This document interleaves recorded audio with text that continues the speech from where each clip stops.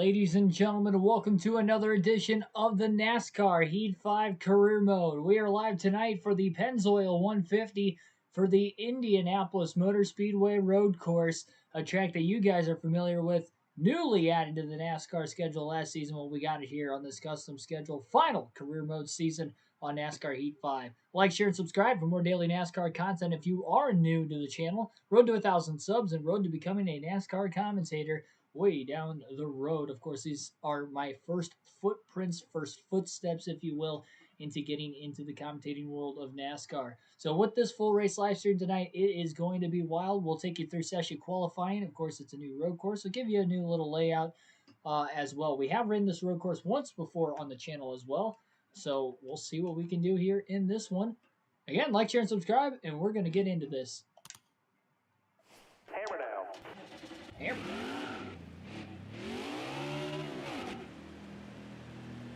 Clear the pit. Hammer now. So this track, there's a lot of penalties on this racetrack with this game. So the good thing is with qualifying, we can try to get more familiar with it once again in trying to dictate exactly what curves are going to give us the penalties and which ones aren't. Because there are definitely some areas of the track that are a lot trickier than what you would think that they should be. Because for some reason when you run the racing line on the curve, it gives you a penalty. Here's the fastest area of the racetrack.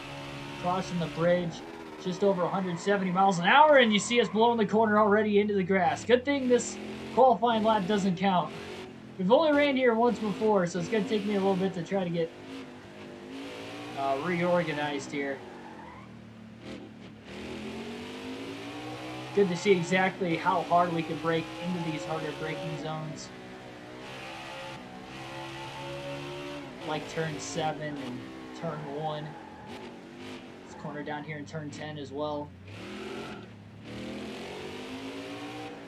No need to push the car too hard. The AI are not very strong at this racetrack.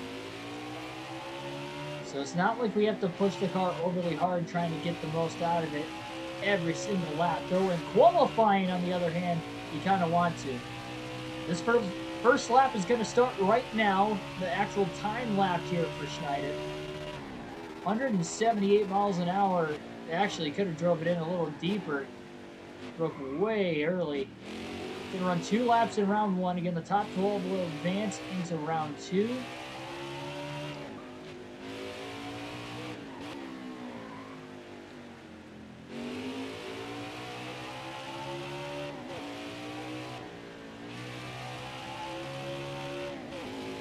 Now, the exact rule is as long as you get 2 tires on the curb, they don't give you an actual penalty for it.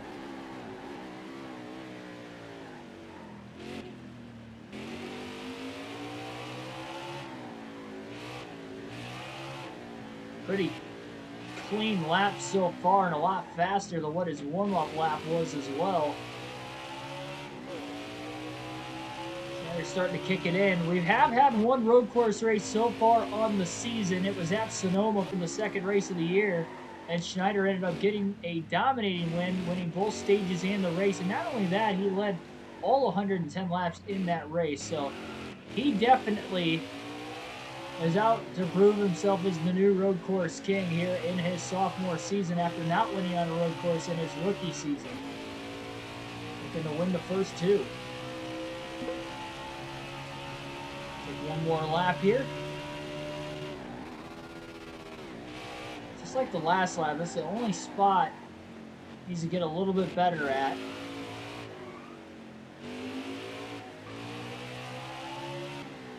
Is turn 1, that he could brake a lot later than what he actually is.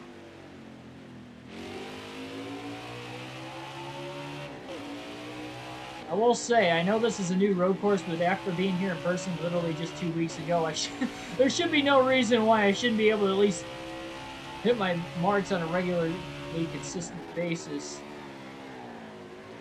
Getting really good into turn 7. Yeah, we made that mistake on our warm-up lap. Actually, up to speed, we're running really good. Just brake a little bit later into turn 1 is really the only thing we've got to get down here. Really good lap so far. William firing up to second. Schneider is at the top of the charts currently. He is looking to dominate a second road course race so far this season.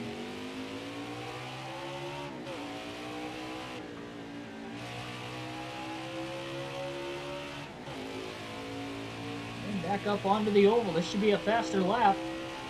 Yep, 126.273.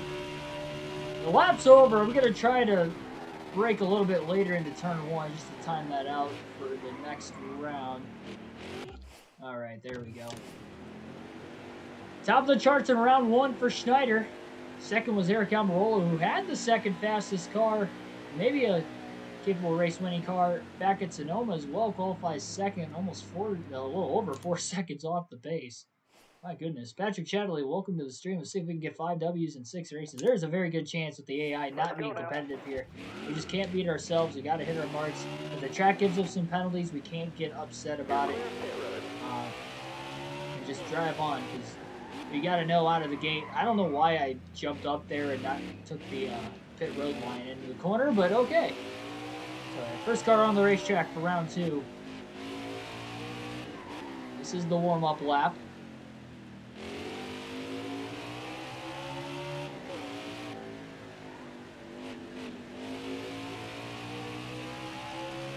Yeah, the fantasy league stuff does reset the playoffs.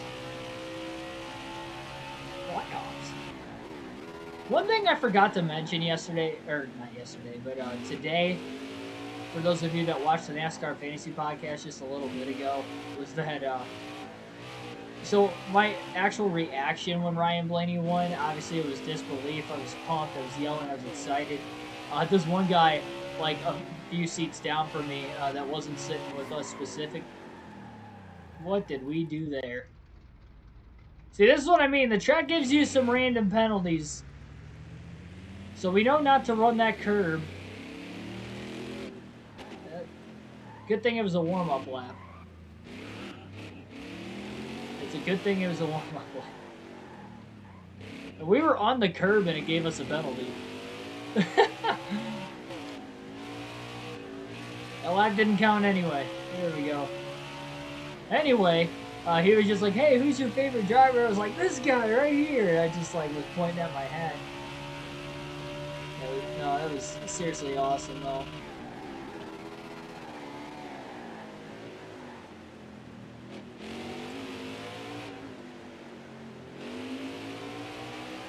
It's hard because that not penalty definitely can break your rhythm on a road course. It's already difficult to try and get rhythm on road courses, especially when they're newer.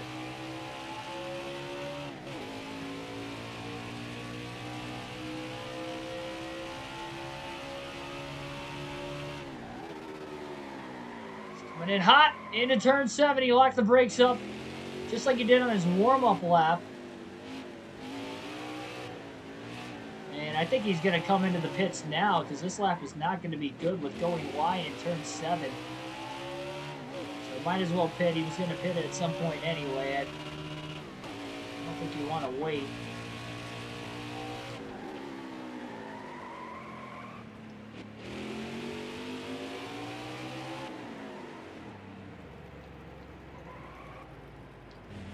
Take the car to pit road here. Not sure what the pit road speed limit is exactly. 55? Not even. It didn't even tell me. It didn't even tell me what the pit road speed was. That's scary. We hit pit road at 49 miles an hour, so I'm going to assume the pit road speed is 55 unless it does give us a penalty here. Then we'll know it's 45, but...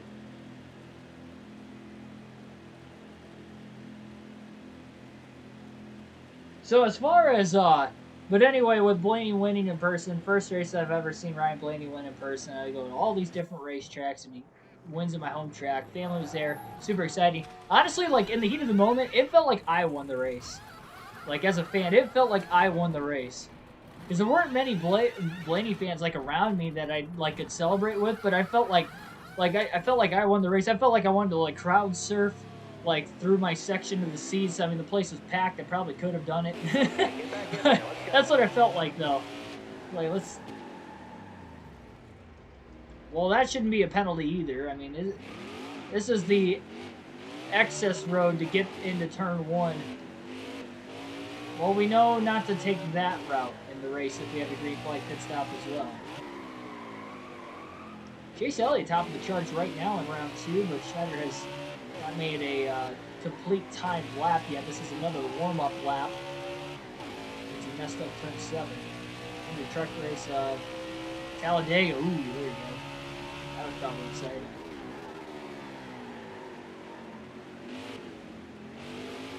Okay, so we can't run the curb in turn 9, and then we can't use the excess road on the pit lane exit for some reason. So those are 2 bugs we know to try and not run into. See, it's a good thing we're doing session qualifying, as NASCAR does on road courses.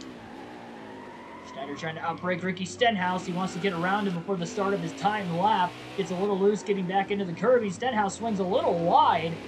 And now he gets loose off the curbing himself. So Stenhouse having himself some issues there, allowing Schneider to get around him.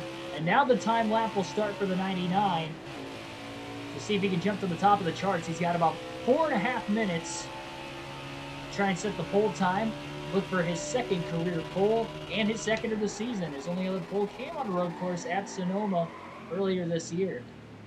A little wide in turn 1, but actually not that bad. The guy he's trying to catch right now for the top of the charts is Chase Elliott, the 9, who happens to be running right in front of him.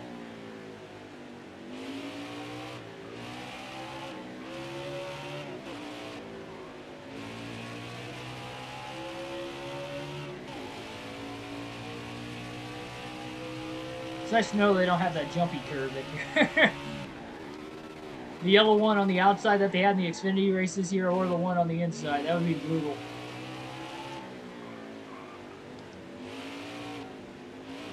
Especially on the restarts.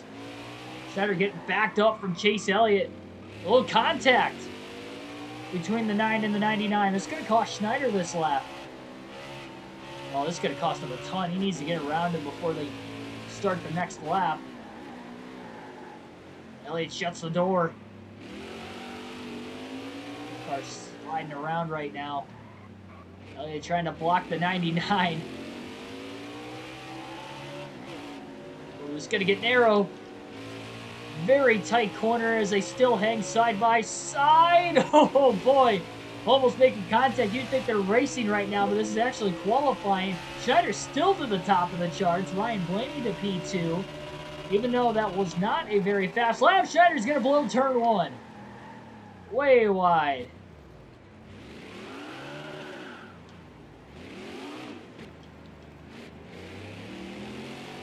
Way wide in turn 1. Good thing he got to the top of the charts that last lap. Not sure how, with Elliott holding him up a little bit. He has not had a clean lap in session 2. He had 2 clean laps in session 1. Get back around Stenhouse pretty quickly. I don't think he's going to be able to get back to Elliott. He's probably going to catch him next lap.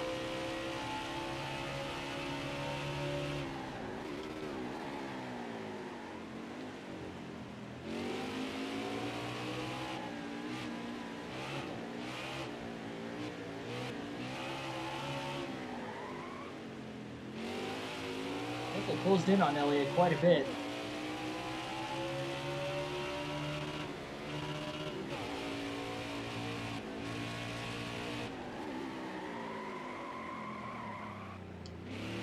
Pushing hard. Getting so close to Chase. It's amazing how quickly he ran him down this lap after blowing turn 1. But he is not going to catch him until the following lap, it looks like. He's getting a really good draft off of him down the main straightaway now. Outbreak Elliott just a tad into turn 1.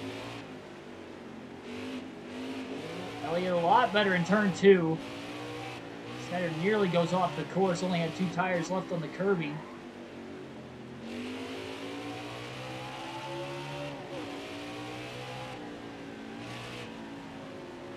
boy, they made it side by side through that treacherous turns 5 and 6. Schneider will clear him now.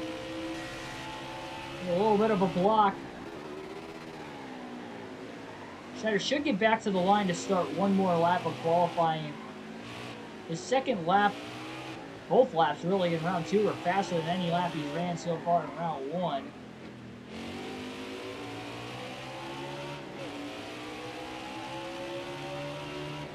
See if he can maybe set a new track record. That time it didn't give us a penalty for running the curbing in turn 9. Sending it on Christopher Bell. Ran out of real estate to try and make the pass on him. Guns it right around him on the outside and clears him before getting into turn 13 and now the finishing turn in turn 14. So we'll see what he can do this lap. It's going to be his last chance to try and set the fastest lap of qualifying for the night. Lap actually was his quickest so far, even passing 2 cars. Really hard into turn 1. Hit his marks beautifully there. Now we'll see in turn 2 if he can do it. Okay, here we go. This could be a lap that could set maybe even the fastest lap ever. You never know. Not sure what our fastest lap ever would be here. Ooh, really good through 5 and 6. This has the capability of being an awesome lap. The league name is KRC League. KRC in all caps and then capital O on league. New track record? Question mark.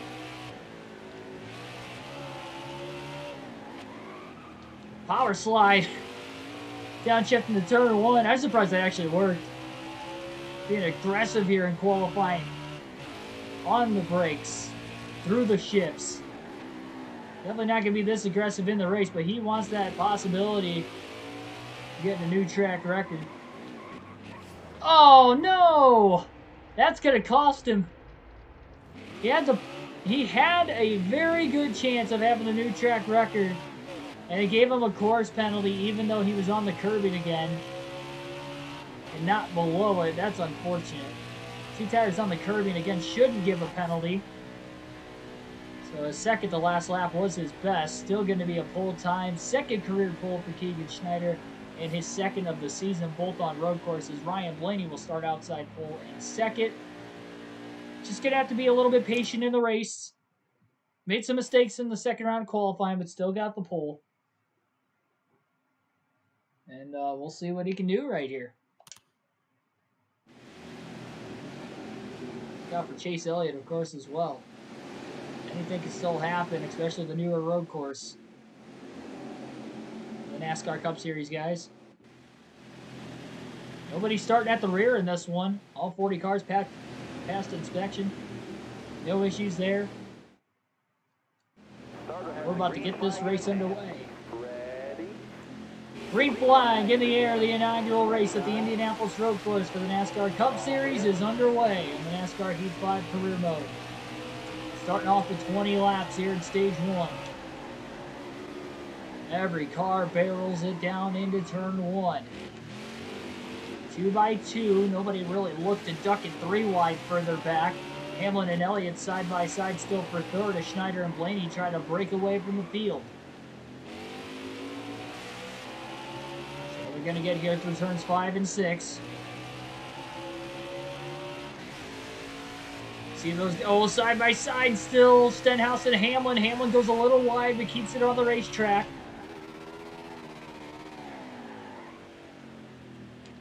Watch that on every restart here tonight.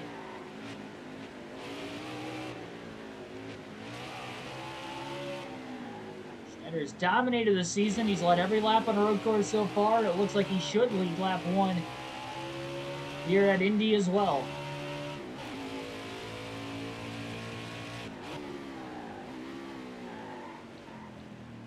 AI, again, not particularly quick. But it's going to be on where those penalties are going to be with NASCAR Heat 5. Not so much an actual penalty, but the glitch penalties. So we had 3 of them in qualifying that we shouldn't have gotten any for. Schneider does lead lap 1. 20 laps in stage 1, 20 laps in stage 2, 22 laps in the final stage. for this race.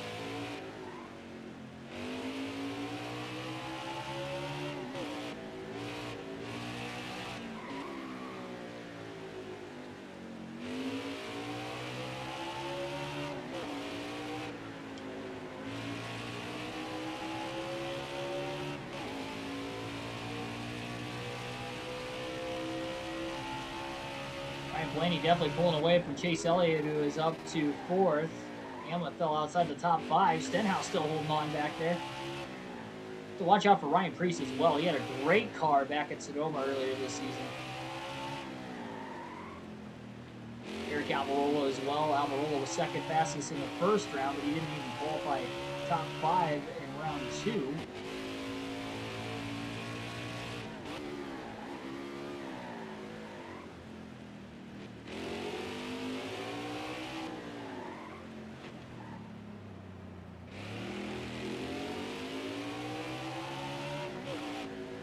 Again, you don't know what the strategy is going to play like, what the cautions are going to play like. Drivers can take fresher tires. How is that going to work? Schneider's going to want to keep this track position as long as he can today. He doesn't want to take any risks and losing the lead. So that means staying out on older tires. That is what it's going to mean for him here. He feels more confident with that than being back in traffic at this treacherous new road course.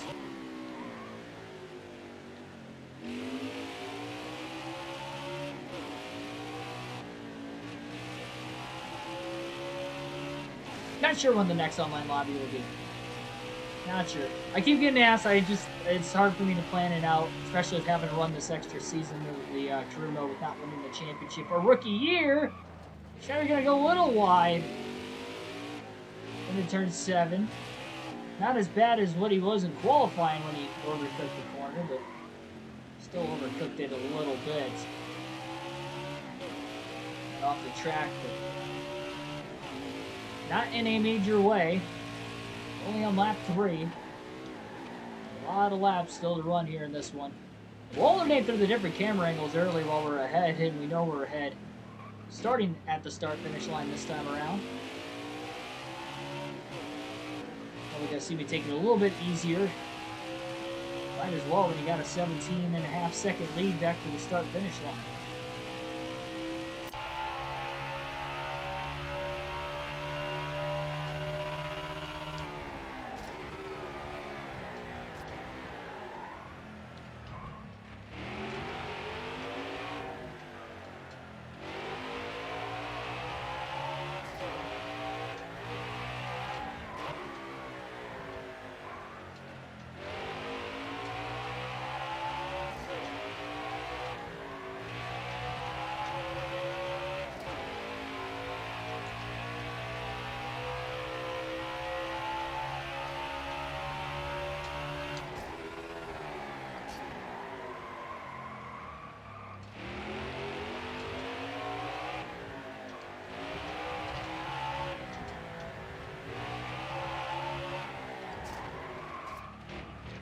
Tried that power slide, I didn't qualify, and it didn't work out as well there, but kept it on the track. That was the most important thing.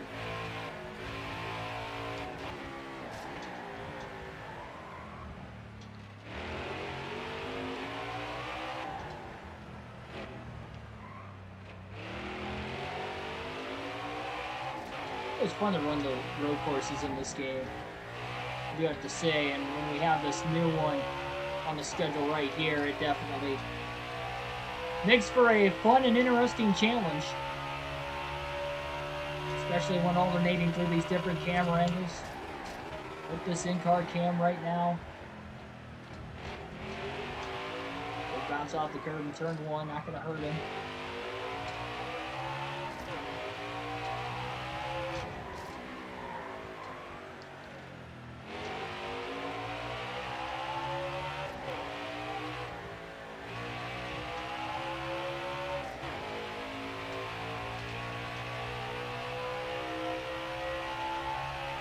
Watching those speeds climb down this long straightaway between turns 6 and 7.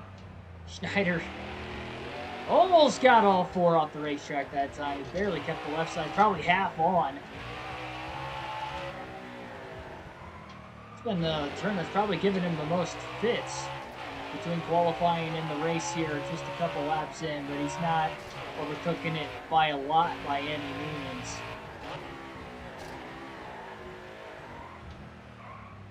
He's adapting quickly. Maybe a little easier with a quicker race car, I'd have to assume.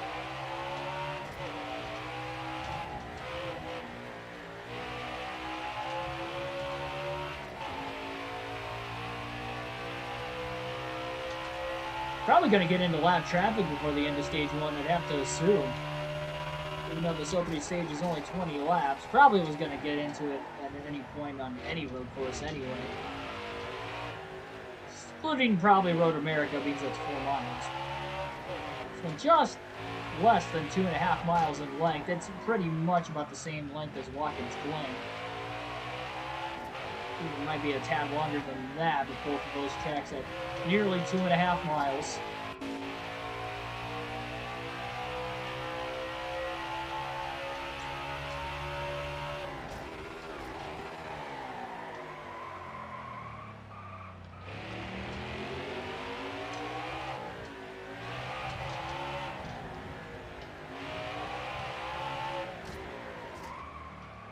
That time the power slide worked. I didn't really get that loose either.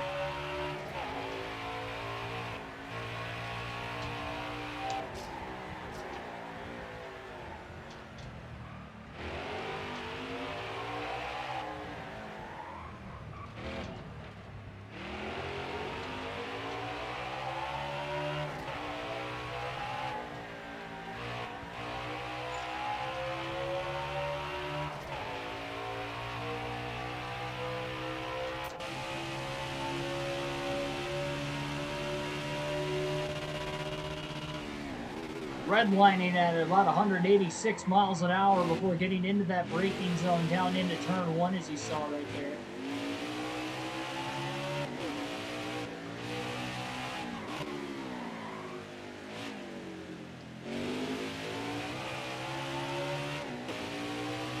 I say though, Schneider, I know he's got the fastest car in the field, but he has adapted very quickly compared to that very first lap in qualifying, not the time lap, but the warm-up lap.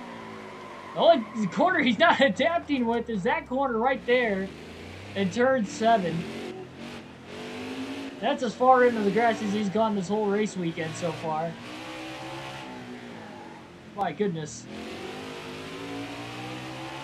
He's got no pressure behind him, so it's not like he's losing a ton of time to it.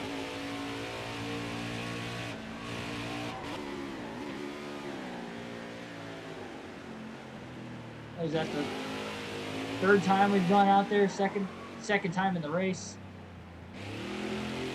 Oh, we got trouble.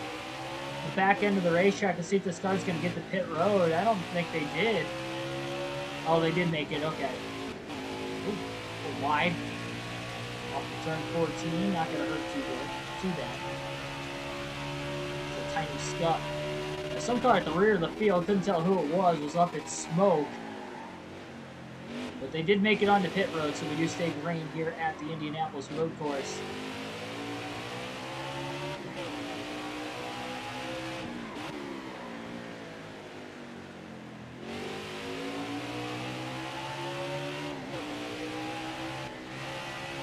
Schneider barely flipped the throttle that time through turns 5 and 6.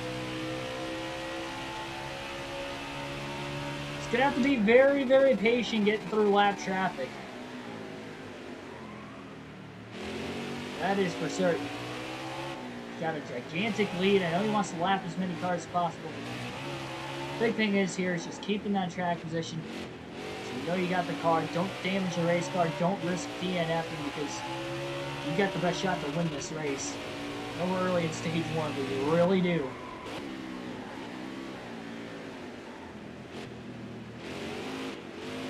Cars are going to be slow at the back of the pack, especially compared to the laps that Schneider's been putting down here early. Except there's a little contact in the back of the 16, or damage in the back of the 16. This contact, would not be surprised if it was on that opening lap of the race. Go way down low.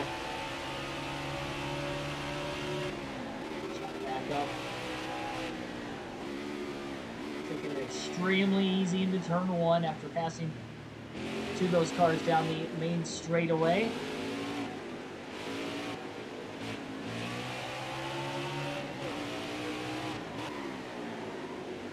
Still there. Into turn four, trying to outbrake Chad Fincham. Will make the pass there. Downshift into second gear in turn five just because of how slow he took it through there with Bobby Carter right in front of him. Still able to pass him down this next long straightaway.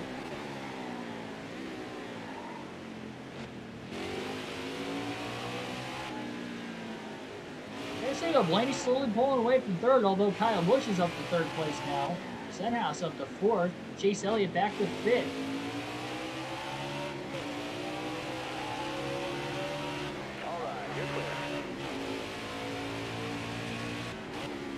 Look at all this lap traffic. There's about 7 cars riding about less than a second ahead. Oh, a little contact between Matt DiBenedetto and Tyler Reddick.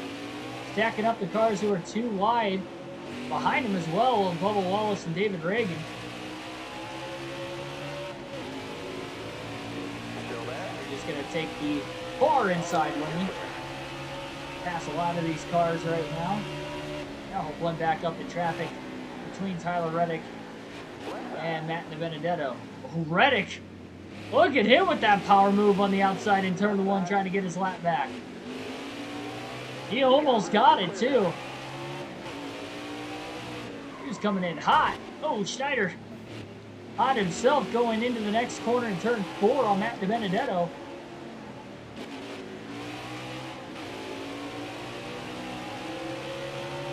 A little bit of contact, nothing too major.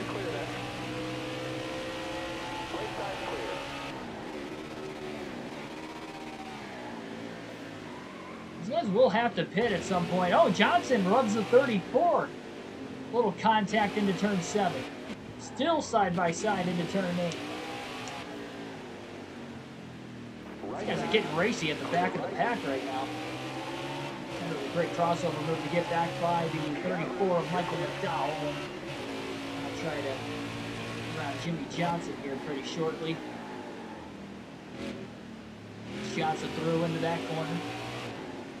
As heavy as the lap traffic is and making contact a few times in front of him, Schneider is being pretty patient with these guys right now. Makes a great move, beating Johnson back to the gas. Now into turn 14.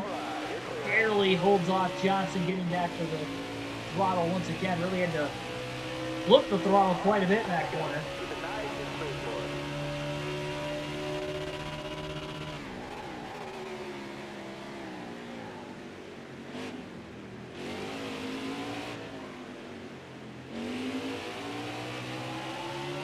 Pretty long pit road here at Indy, though.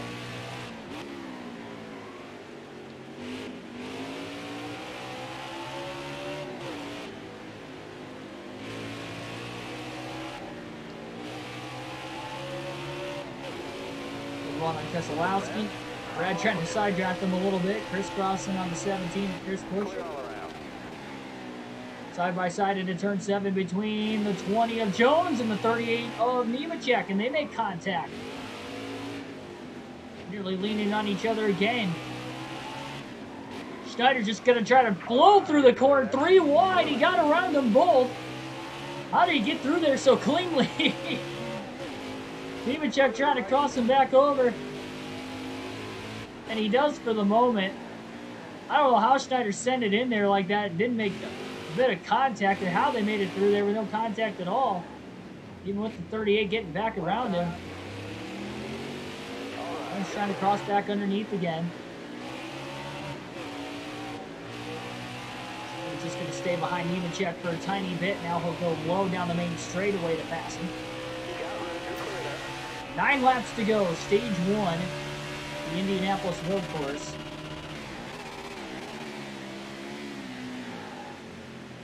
Well, it's kind of a beating on the field, but it's been pretty entertaining in the lap traffic so far.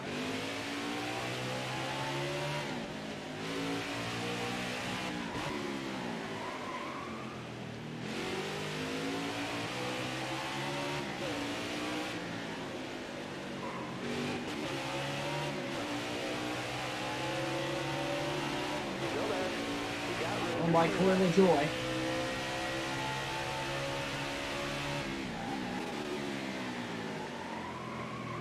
Schneider hard into 7, but that time it worked out well for him. Gotta be careful though, the left side tire's getting a little low, a little contact up ahead again between, it looks like Clint Boyer and Cole Custer, a couple teammates getting together. Quickly blows around Ryan Preece in the 37. He's not having nearly as strong of a run as what he did back in Sonoma.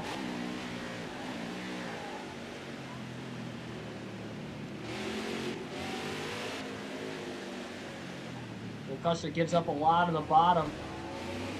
Schneider underneath him. A little bit of tire smoke out of the 41. Schneider on the outside into this corner now. Oh, Custer shoved him up the racetrack. Custer just shoved the 99 up the track. It was a very tight angle off the exit of turn 14. Left side. All right, you're clear. Schneider was able to hang on to his race car.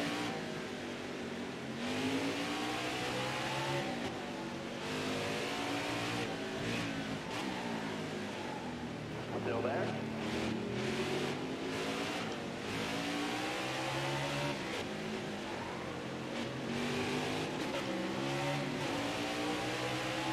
The draft of Custer now pulls out to make the move, and he should clear him easily this time down the long straightaway.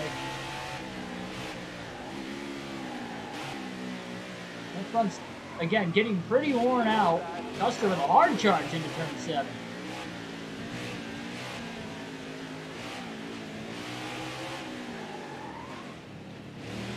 Slide. Back corner, Schneider hangs on. NASCAR Heat 5 fan, welcome to the stream.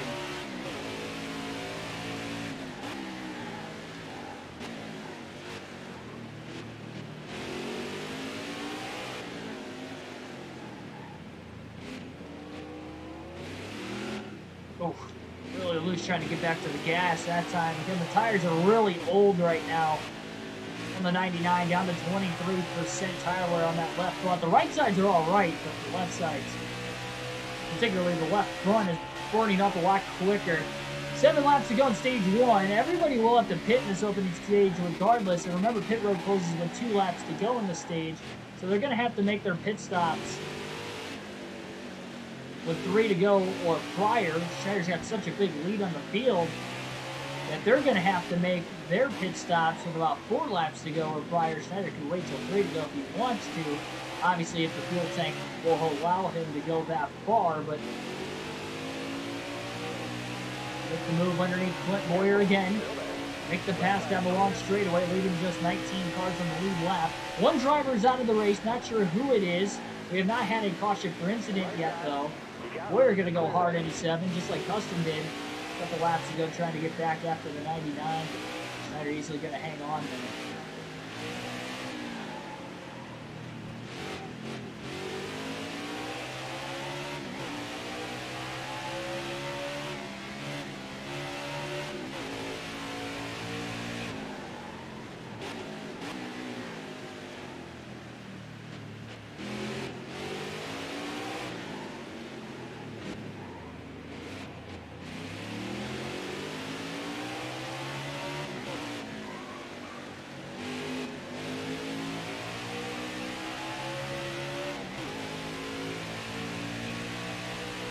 Go back to the normal camera to the end of stage 1 now. 6 laps to go in this opening stage.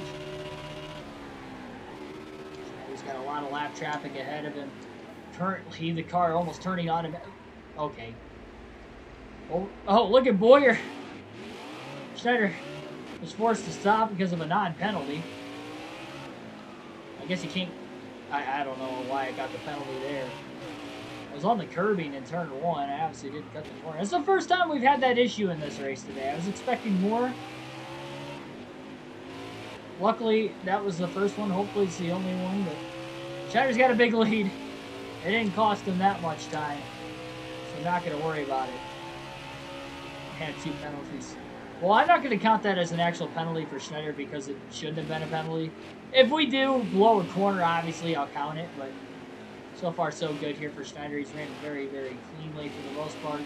especially through the lap traffic. He was only really aggressive to make it past once, and that was when he took it 3 wide into turn 8, but hey, it worked out for him, so. Didn't make any contact with it either. Schneider did wheel hop at 1, which led to him being a little bit lower on the curbing, but again, he had all 4 tires on the curbing, so I'm not sure what they... You only have to have 2 on the curbing, but in NASCAR at least, but he had all 4 on the curbing and still gave the penalty.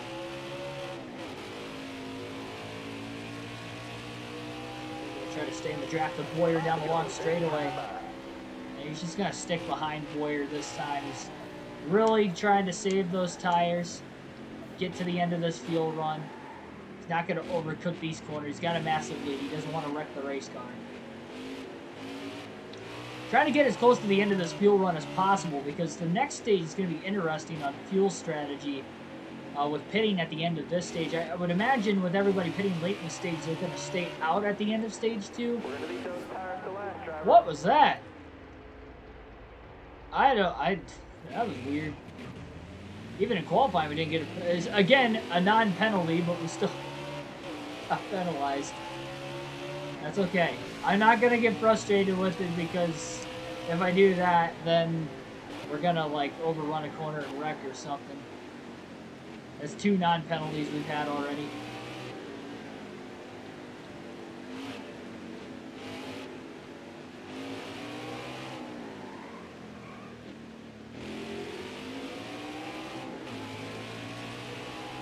Watch those tires. Ay. Trust me, NASCAR Heat fan. I read the chat as much as I possibly can. A little harder on the road courses and short tracks of this game, but I trying to read it when I can.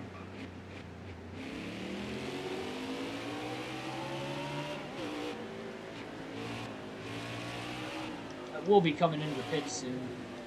That'll be an easier chance. Sanders going to stay on 1 more lap. 4 laps to go in stage 1. He can stay out another lap after this, but I don't know if he can make it on fuel. Left front down to 12% into turn 1. It'll definitely hold up for another 2 laps. But probably not going to make it on fuel after this lap, so Schneider will hit pit road. Before pit road's going to close, the lead is down to 33 seconds now. It was up to 46.5, so Blaney is definitely closing in now that Schneider is on older tires. And has really backed this pace up. Some of it was those 2 non-penalties that we should have gotten penalized for as well, but that's alright.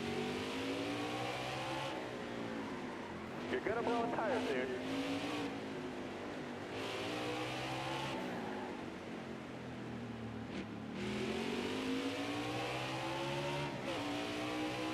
We've got to be hurting on fuel. Bring it down pit lane. Schneider might be able to stay out 1 more lap, actually. Looked like last lap on the estimated fuel, he wasn't going to make it another lap, but I guess he can. It's going to be close. He's going to push it 1 more lap. We'll have 3 to go, so pit road will not be close for him to make it onto pit road the next time by.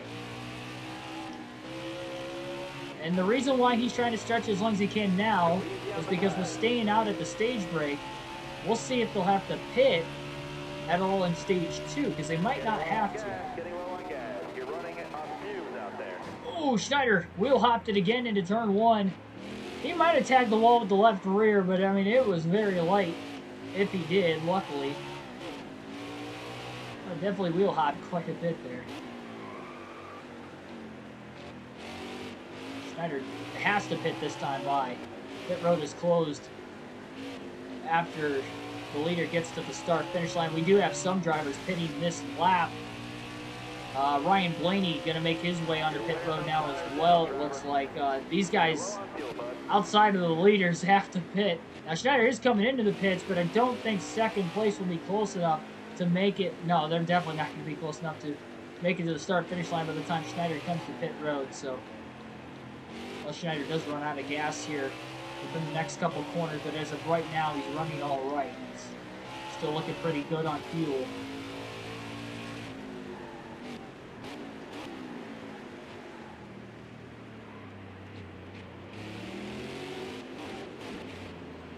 Schneider gonna nurse his way onto pit road, onto the access road here. Still not sure what the pit road speed limit is exactly because it did not show us in qualifying.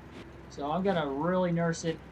We know it is not 45 miles an hour, so I'd assume it's 55. 52 miles an hour onto pit road. No sign of a penalty here. 4 fresh tires, not going to repair damage. Going to try to... Only 2 seconds worth, but... Going to try to save time and no adjustments to this 99 car. 2 laps to go on the stage. Pit road is now closed. Schneider made it to pit road before it closed, so no penalty there. Maybe we're going to have some guys try to test it on fuel. I mean, they're running a lot slower lap times. Maybe they were able to save enough fuel to make it to the end of the stage and possibly get a stage win and steal this one away from Schneider, who has dominated the race after starting on the pole. Oh, a little stack up coming out of the pits. I don't know what happened there.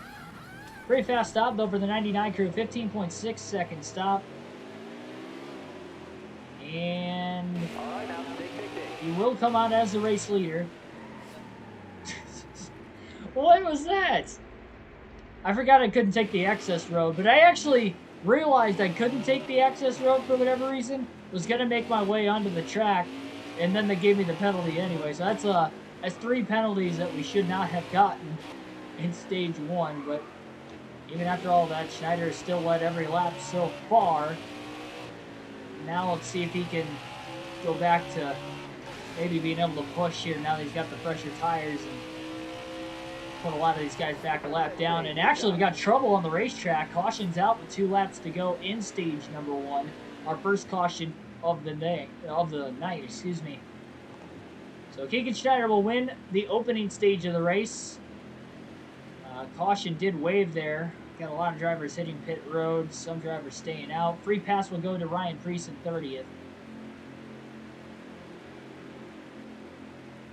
Schneider has led every lap of the opening stage of the race, picking up where he left off in the last road course race at Sonoma. Blaney with a P2 there, Kyle Busch P3. 4th was Ricky Stenhouse. Kurt Busch rounds out the top 5. Elliott 6th, Hamlin 7th, Alvarola 8th. Ty Dillon 9th. He had a great day at Sonoma earlier this year as well. Kevin Harvick rounds out the top 10. Field bunch back up once again for the restart for stage 2. Won the Indy road course and finished 27th at the Brickyard. Ooh. Rough.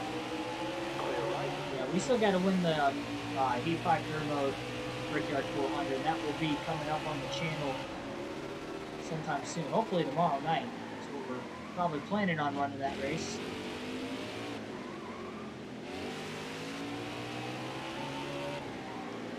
Big wheel hop on the curbing there. Ryan Blaney trying to keep the pressure on the restart. Our first restart of the race. For the start of stage 2 after that late caution with 2 laps to go in stage 1. Schneider through the curbing first.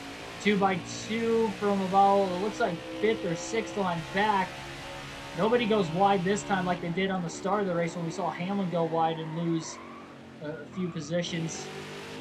He wasn't off in the grass, but he definitely had to use that runoff area, that extra pavement out there. Probably hopped out of the gas a little extra as well.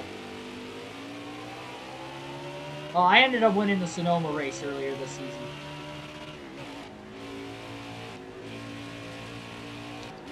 This is our 2nd race of the year for this custom schedule.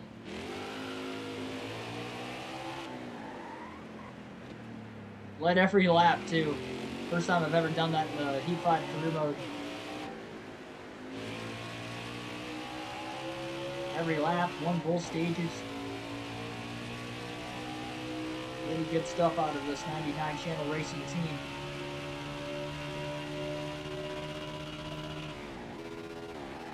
So these guys, instead of being about 2 laps short, it looks like they're going to be about 1 lap short with the caution laps during the stage break there. For this stage, we might see more guys try to push it to get some extra stage points here at stage 2. We'll just have to wait and see.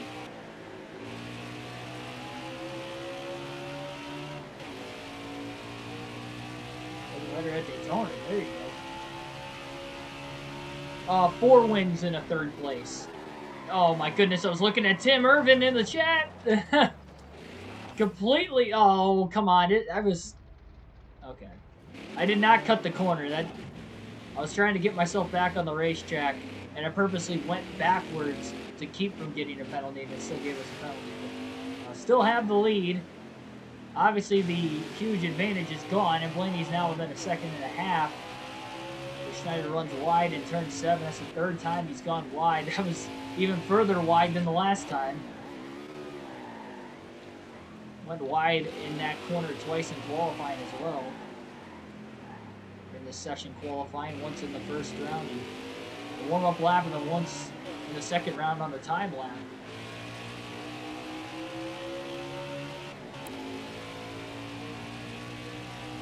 Schneider does want to widen this gap out as much as he possibly can, just in case Blaney decides to try and stay out and get some stage points. We saw the caution come out at the end of stage 1, ending the stage 2 laps early. If that happens again and Schneider, manages to hit, and say Blaney gets the lead, that could win Ryan Blaney stage 2. Or whoever's in second at the time. Blaney already 3 seconds ahead of Kyle Busch. Full throttle that time. He hits his marks through that chicane in turns 5 and 6. Gosh darn it. I was looking at the chat again. 2 laps in a row. Oh, stop. I'm trying to read your guys' chats, and I keep blowing turn 7 when I'm trying to do it.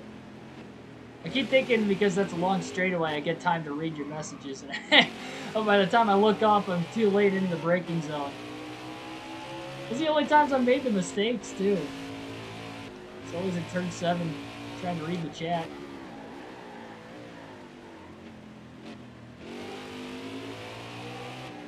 Okay, other than that, it's been a perfect race for us.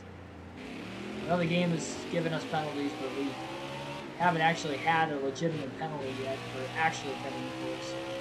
We ran some perfect laps outside of blowing turn 7 4 times now.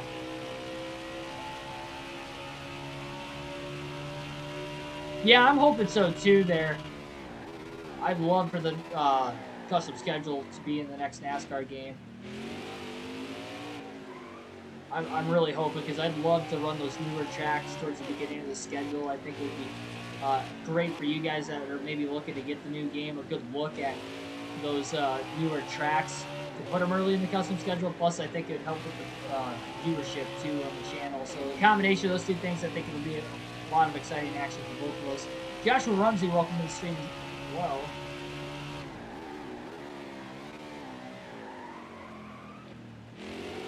Slow down there. There we go. Hey, look, we made it through turn 7 while I was reading the chat that time. Third time's a charm.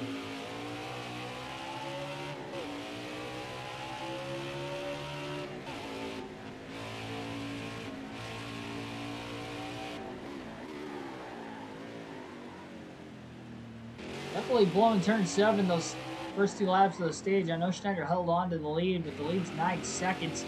Remember, there's up to 17-second advantage on lap 3 of the last stage. We're coming to lap 5 in this stage, as far as the green flag laps go, and he's still about 7 seconds behind the pace he was running, with 2 less laps. So really 3 less laps, I guess. But Blaney's probably quicking that pace up a little bit as well, but most of it was Schneider blowing turn 7 a couple times.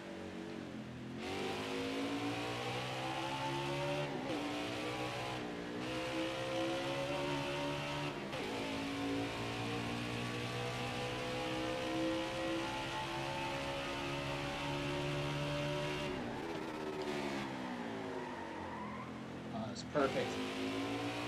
Braked really late, but it actually stuck that time.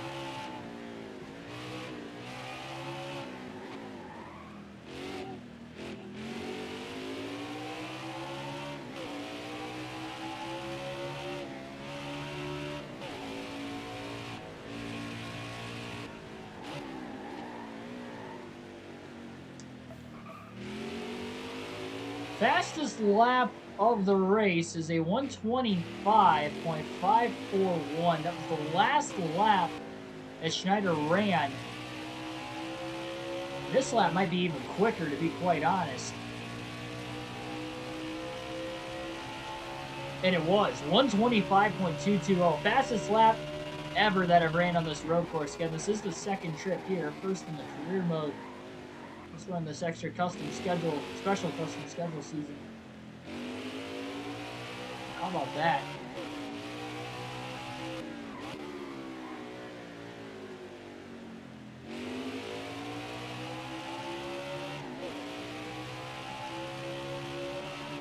Full throttle through 5 and 6 again. This has the potential to be another super fast lap. Especially if he hits his marks in turn 7 like he did the last lap. Oh, he did perfectly. I want to see if we can get the 124s. That'd be ridiculous.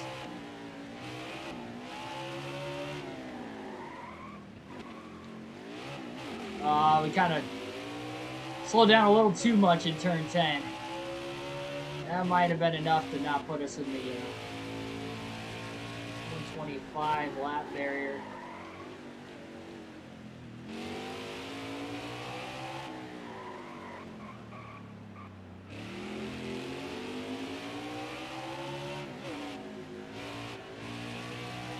We'll alternate through the different camera angles for the second and final time tonight for the next dozen laps, starting at the start-finish line. Last lap was a 125.321.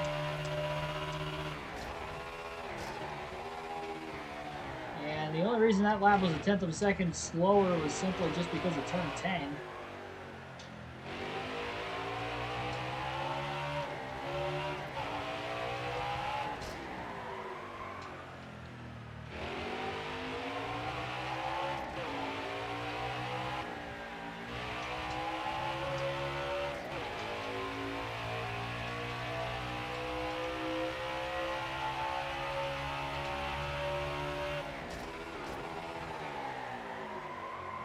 Well, I think a lot of it is you run. A lot of it is that you run so many more laps in a race. Even if you run like shorter races on ovals, you're still running like 30 to 40 laps versus, you know, road courses. If you run a shorter race, you're probably only running like 10. Obviously, with the full races for me as well, I'm running 200, 300, 400, 500 lap races versus 62 here at this road course. So it's easier to run a faster lap time here than at an oval if you've ran this road course, say 5-6 times versus an oval 5-6 times, just because you're running less laps. So yeah, I would say it does feel as if it could be easier to run super fast lap times on a road course compared to, you know, a prior race you ran here. Especially if it's a newer road course like Indianapolis, you know, definitely a much newer track.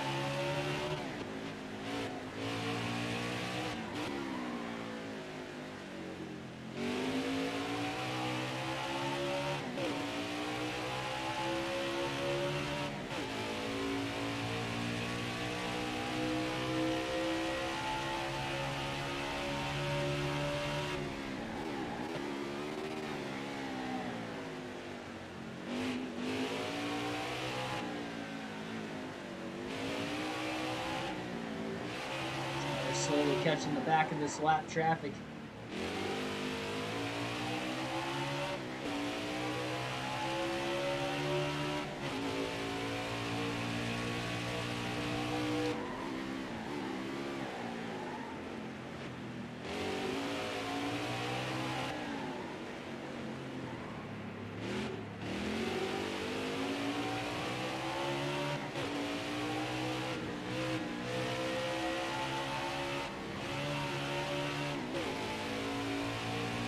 Wide off the exit of turn 14, back to the start-finish line. Wow, yeah, best lap ever by like a half a second. My goodness, I knew that last lap was going to be quick, but that was an extreme pickup. 124.631. It's about 2 seconds faster than when he ran his fastest lap in qualifying when he qualified on the pole. That was an insane lap. Now he's in traffic, so we're probably not going to see a lap time like it anywhere close to that to the end of stage 2. So we're going to restart our fresher tires.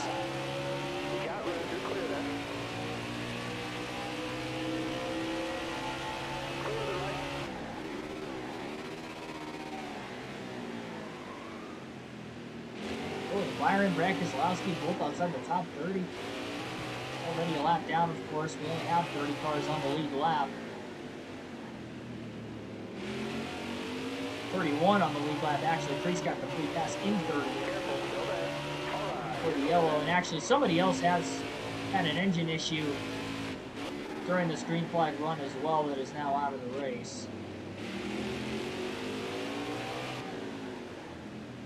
On the outside of John Hunter Nemechek, hugging the Kirby.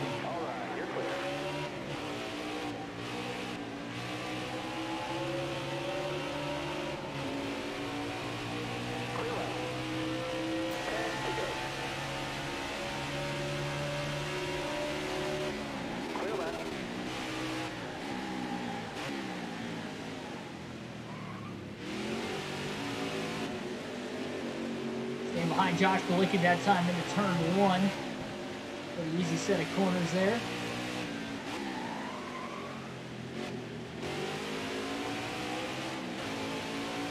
Side by side into turn 5.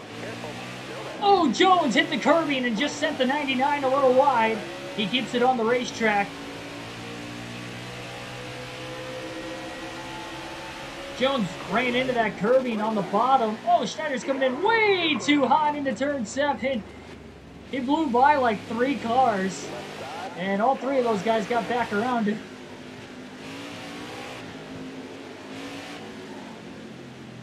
Some of that might have been off the exit of turn 6. From that chicane as well. We're having to go wide. Maybe knocked him a little bit out of rhythm.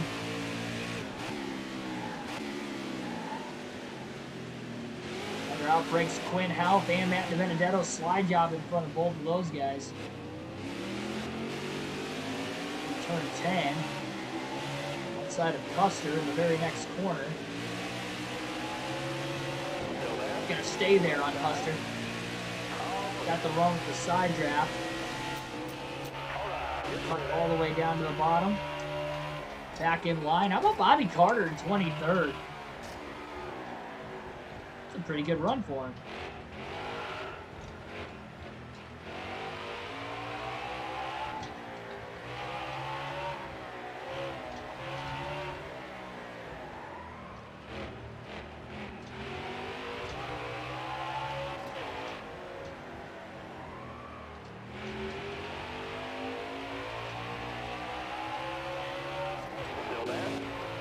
Oh my, Carter down the long straight.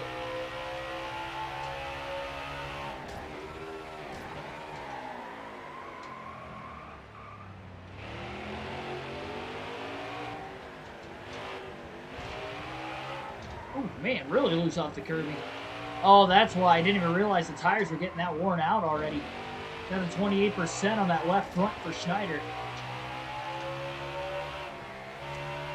I wonder he's been a little bit looser here over the last lap and a half.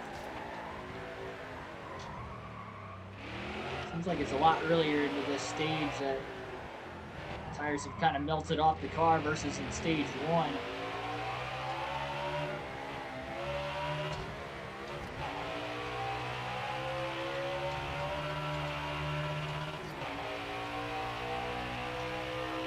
Trying to get a draft off McDowell. See him really pulling McDowell in over here. Into turn 1.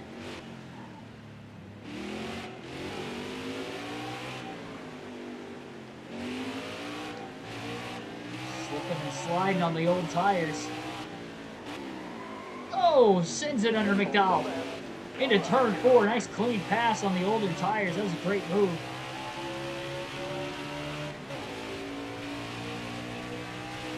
Strong through 5 and 6.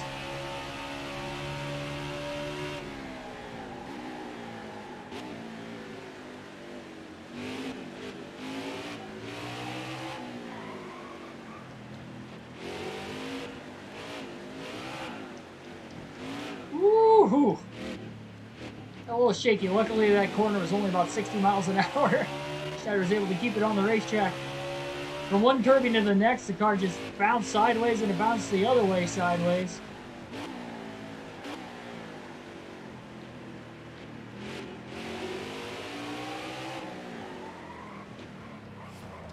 Oh, that is not a penalty. That's gonna stink. No extra lap cars got back around the 99. Is that the fourth time we've received a penalty in this race that shouldn't actually be a penalty? On the curbing in turn number 13 that time around. 7 laps to go in stage 2. 20% left on that left front tire now, and about 5 laps left of fuel for the 99 as he power slides into one. A little wheel hop. Oh man, drifting through turn 2 as well. It's a rally car or is it a stock car? I can't tell.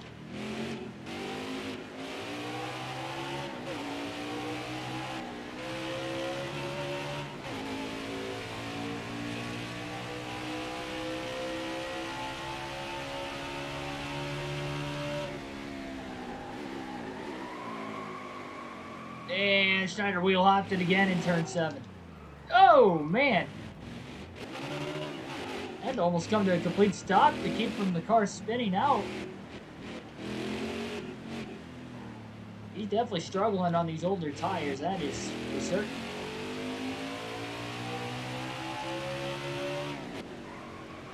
Trying to push it. Because he doesn't know if anybody else can make it on fuel or not. If he can get to pit road closure, like pit with 3 to go, that would force them to have to stay on the racetrack, and maybe they run out of gas and he can coast back around them. We'll just have to see. Got about a 39-second lead on Ryan Blaney still, but having to pit, not knowing exactly when Ryan Blaney will end up hitting pit road if he has to at all. Be the interesting dilemma here.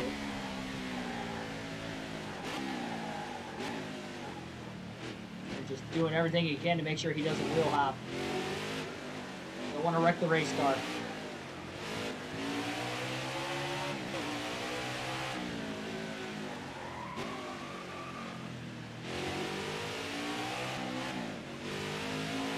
We're going to be those past the last driver. Woo-hoo-hoo! Definitely getting sketchy, I'll tell you that much. That was a slide. Here's another one, and now we get a caution. Good thing, because I don't know if Schneider was going to be able to hold on into turn 7. Caution flag is out for the second time for incident tonight, late in stage number 2. Pit stops will be coming under the yellow.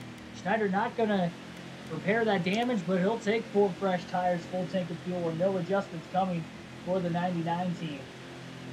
So once the field back together, and we're only going to have about 2 or 3 laps to go in stage 2. You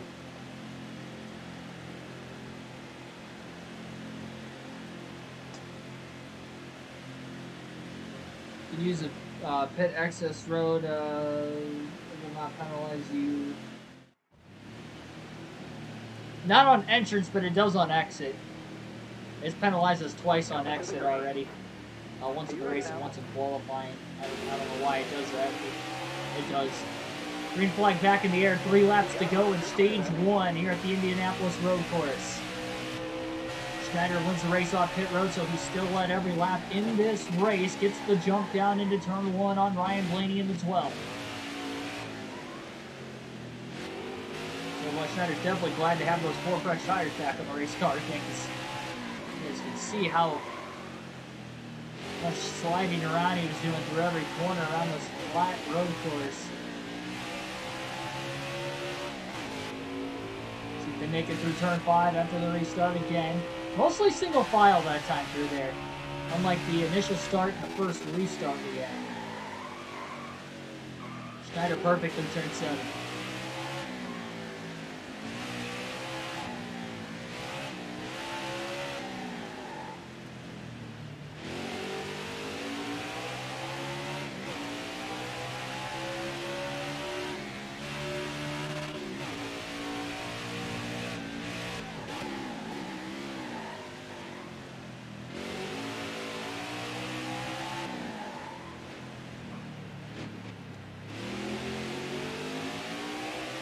Eric Almirola has worked his way up to 3rd on this most recent restart, and we're going to be getting another restart here pretty shortly.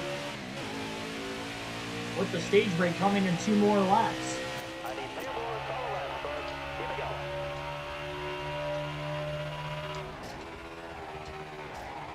We're going to take it pretty easy down into turn 1. We're braking really early. Hasn't had a legitimate penalty today, and I think that's pretty good despite overrunning turn 7 4 times already in this race, 3 of which here at stage number 2. But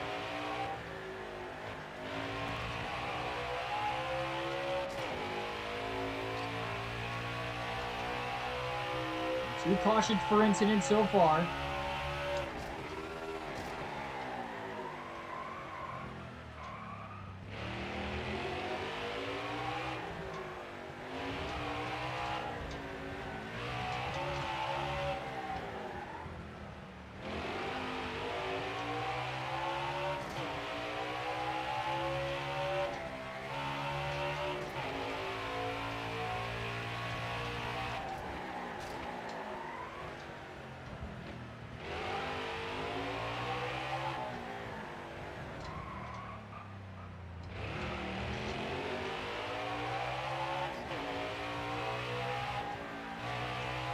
Final lap of stage 2. Schneider looking to sweep the stages for the 2nd time on a road course this season, just like he did back at Sonoma and the only other road course race we've had. Do it leading every lap so far as well. Vicker's done a great job winning in the race off pit road and having a quick pit stop on the green flag conditions as well to keep him out in the lead. Even through the cycling with green flag stops back in stage 1, he was able to hold on to the lead.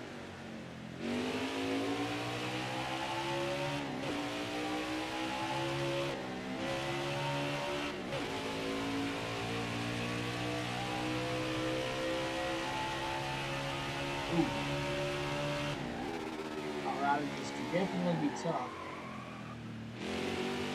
Hopefully you're not out of power for too much longer if you're still currently on power.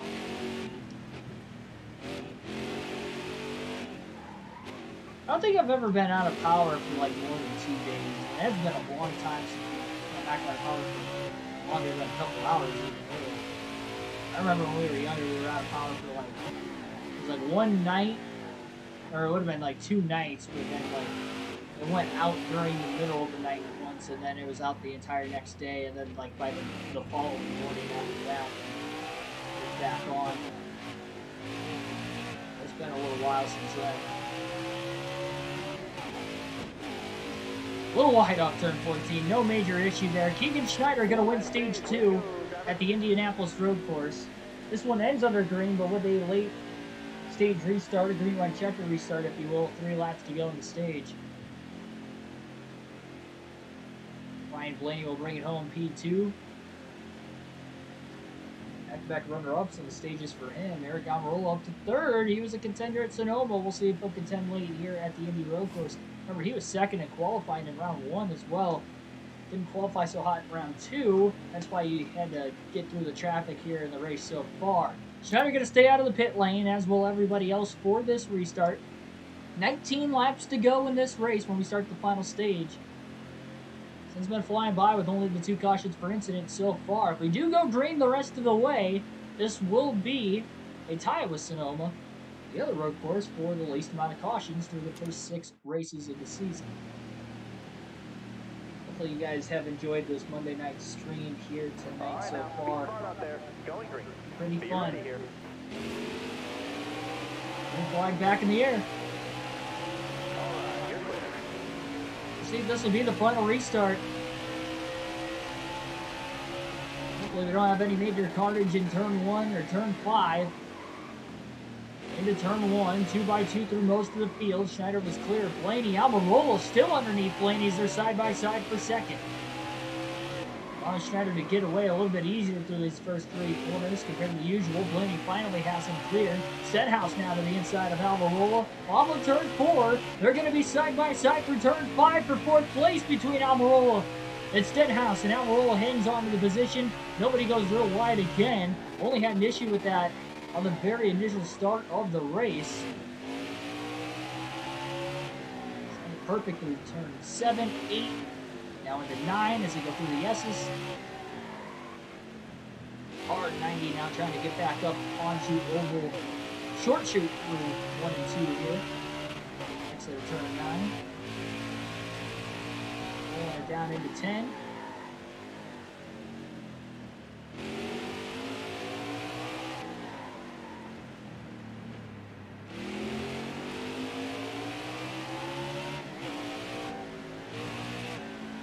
Everybody's been pretty much on the same strategy from the very start of the race as well. One thing that's been nice with the 99 is one thing to keep the track position like this the entire race. Another thing, though, to do it while being on the same strategy as literally everybody else in the field definitely makes it a lot easier not having to battle drivers off on fresher tires. Always on equal tires.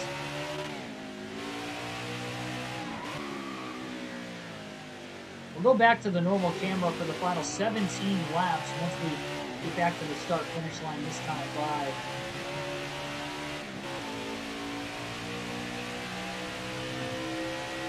That's about 8 hours, 45 minutes. I think it's more than 2:30 in the afternoon. Is that today? Oh, you said Thursday, my bad. Can see your prior comment.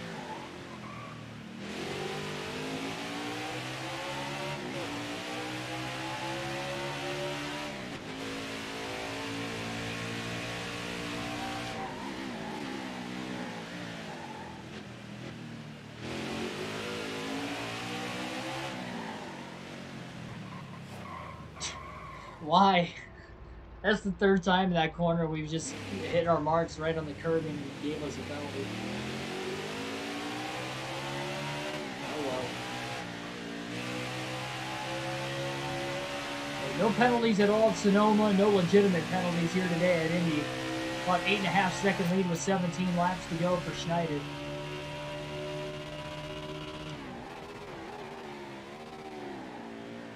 See, the Cup Series eventually doing another road course on the schedule, and where? Probably a street course if they do run another road course is what I'd lean on. Only because that was a really heavy topic about them possibly running a street course race in Chicago.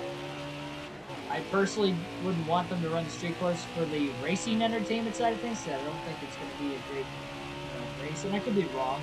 I think it'll be a chaotic race, which fans will be like, oh, it was a great race. Kind of like the late finish of Indy, I feel like, is what would happen with the road course races. We get another penalty for not cutting the corner, but I did go wide in 7. That cost us enough time. Oh, no! Oh, that is a hard lick into the wall now in turn 10. Schauder got it slowed down. He didn't DNF. Heavy damage to the 99. It was actually turn 9, not turn 10. Turn 9, he just clipped the wall with the left front. He was coming in there pretty hot, locked the brakes up, and into the wall he goes. Now he's only got about a 4-second lead on Blaney and heavy damage to the 99 car. After what has been, outside of blowing turn 7 a few times, a clean day, 16 laps to go. I don't see those two tracks holding the cut date. If NASCAR was to go international, I think they would go towards a bigger market like Montreal or Mexico City, but I don't see them. I don't think Canadian Tire is a big enough market where that track's located. Kind of out in the middle of nowhere with, again, no like gigantic. Oh, come on. That is not a penalty.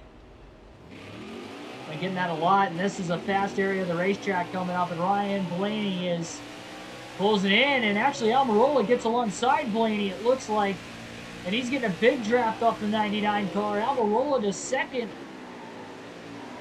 Oh, we got a race now, ladies and gentlemen.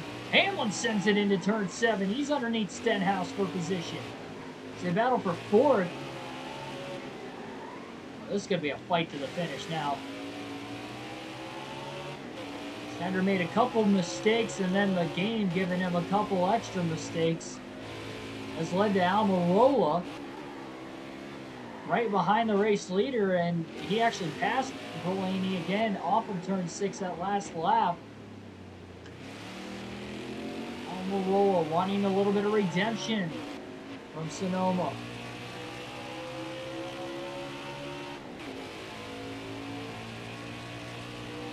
Well, it wasn't a DNF. We only hit the wall at like 40 miles an hour, so it shouldn't have been a DNF. I think the damage, though, is pretty accurate. We did hit at an awkward angle with the left front. It could have been a DNF if we hit it much higher, but by the time we hit the wall, we only hit it at 40. I would have been upset if we DNF'd, honestly, because we had to have hit that wall at 40 miles an hour or less by the time we got the car locked up. Look at that damage on the left front. It is pancaked. Pretty good at that. If it's more than 5 seconds of damage, Schneider cannot repair it without giving himself a pass-through penalty under green. And it's just not going to be worth it at this juncture of the race. We only got 15 laps to go this time by. Actually, 14 to go this time by. Still seems to be a little bit faster on the racetrack. The handling has definitely gotten a lot tighter. And the tires are about halfway through their stint right now, which isn't bad until it gets below 30%, when you're going to start to see the car slide around like it did earlier in the race. Cap24, welcome to the stream. Domination, I just joined the race. Yeah, for the most part.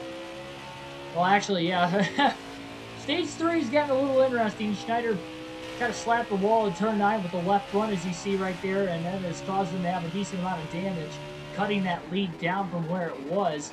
Everybody still has to make one more pit stop to the end of this race, as well as we have 14 laps to go. But Schneider has won the first 2 stages, and he has led every single lap in this race so far, both under green and yellow, trying to replicate what he did at Sonoma earlier this season.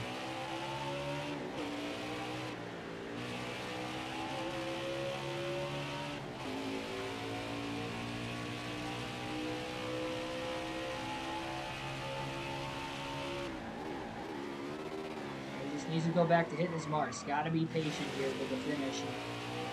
Patient the whole race. Got out of whack with those penalties early in the stage for not cutting the course. And what was it, turn 12? Or no, sorry, turn 13 on the curbing. And then turn 5 on the curbing. Turn 5 was a weird one, too. We were like practically on the racetrack. We weren't even on the curbing. Very glitchy with this game on this road course. I just hope and pray that it's not like that on the next game. Like, I can see if you actually cut the corner, but like if you're on the curbing, like that's the actual racing line. It still penalizes you on this game for whatever reason. Only on this track. It doesn't do that with any other racetrack. It kind of does it at the Roval with the chicanes. Not so much for cutting it. It's like if you hit the wall for whatever reason, it gives you a penalty. Even though if you hit the wall, like the wall's not actually there. I feel like the damage should be a penalty. If you didn't have damage on, that'd be one thing.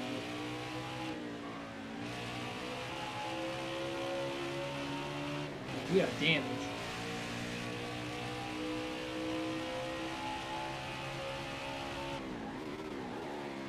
Schneider's still growing that lead, obviously not as rapidly as he did before. His fastest lap of the race was in stage 2 at 124.631. That last lap he ran was a 126.939 with this damage, and the fact that we're over halfway through the tire run, locking him up, just trying to get the car to turn at this point. I mean, if it's 5 seconds or less of damage, we'll repair it, but I doubt that it's less than 5 seconds. That's a pretty good leg.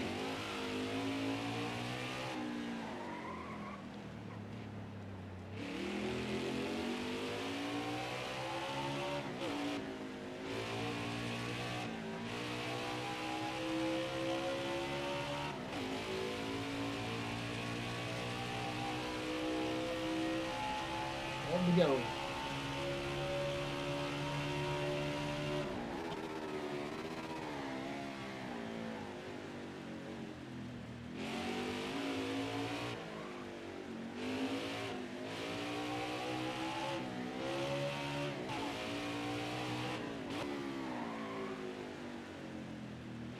It seems like the right-handed turns is where it's not turning that great. The left-handers isn't as bad.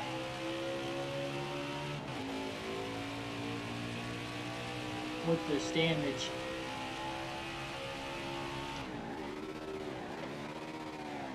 You can actually get into turn 7 all right, which is saying something with this damage. It's almost like the car pulls him to the left, so it makes the left-handed corners not as bad, where it pulls to the left when you're trying to make a right-handed turn, obviously. It's pretty worse. Not bad there. Still pushing fairly hard.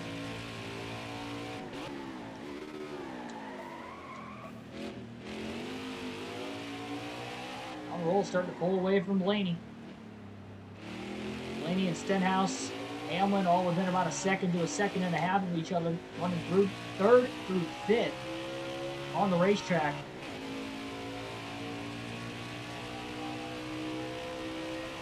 "11 laps to go here at Indy. Part of our Indianapolis doubleheader on the channel, the Brickyard 400, will be coming up tomorrow night on the NASCAR Heat 5 career mode.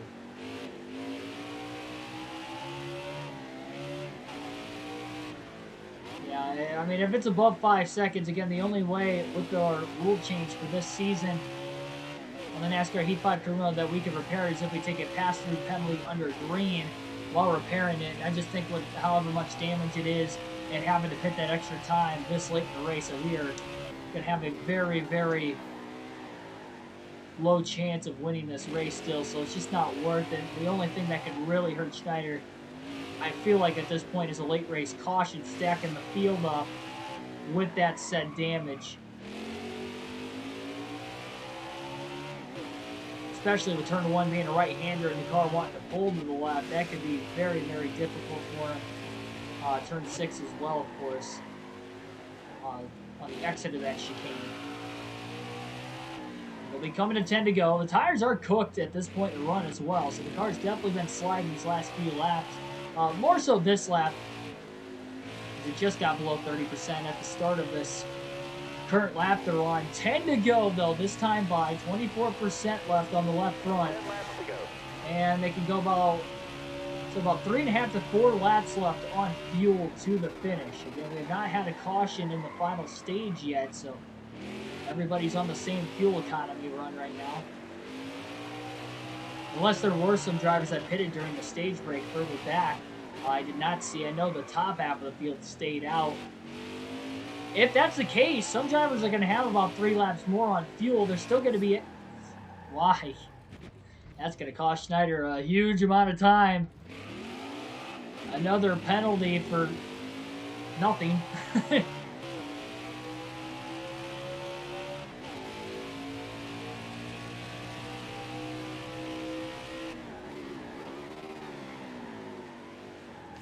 Oh, come on, game.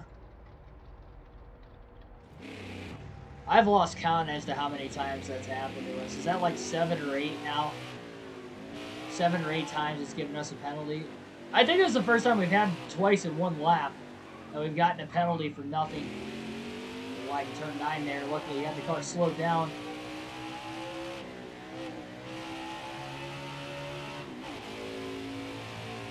Again, it's only this road course, and I feel like the only reason it's this road course that the game does that to you when you're on the racing line, it gives you a penalty. And it's inconsistent, so like, you can run the same line the lap before and it doesn't give you a penalty. But I feel like it's because they added this on, and the game was already kind of glitchy and crashy before. So, again, this wasn't a road course on the game when the game released. They had to throw it on as a patch like a few months after the game released. Almirola is about 10.5 seconds off the lead. He is closing. The game mishaps. Not Schneider mishaps. He hasn't really made many of those today. Just the game mishap.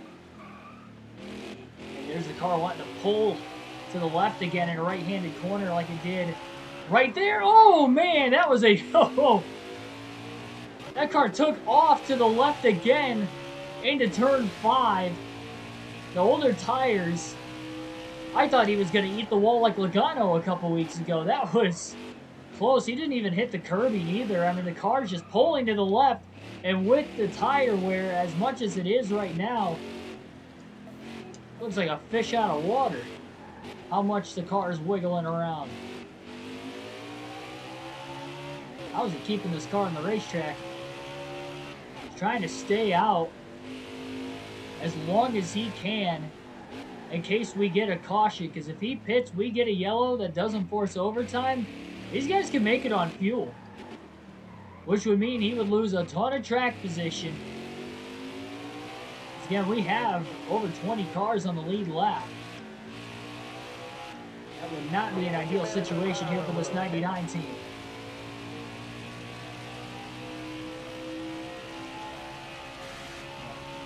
In half to 4 more laps, he can go on fuel.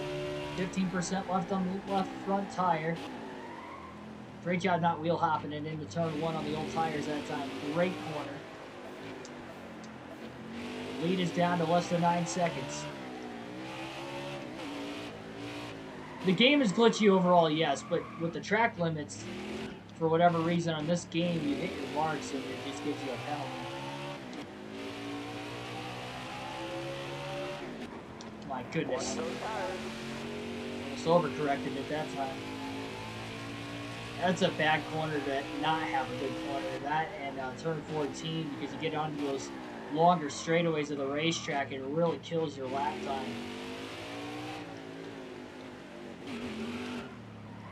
Trying to upshift to 3rd gear, and the car kicks sideways that time. He's doing all he can to keep the car in control.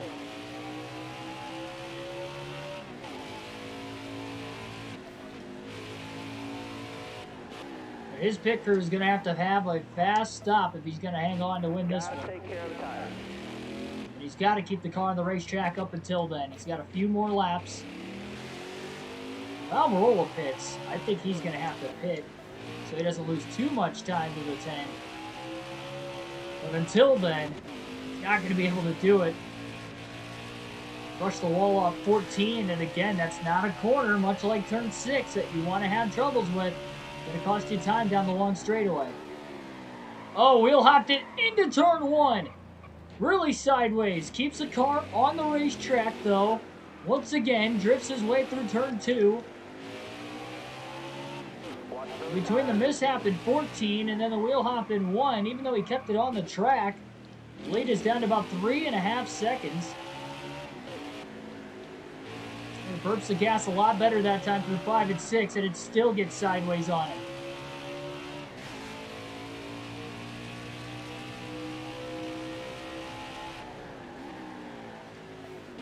Gonna brake really early into turn 7.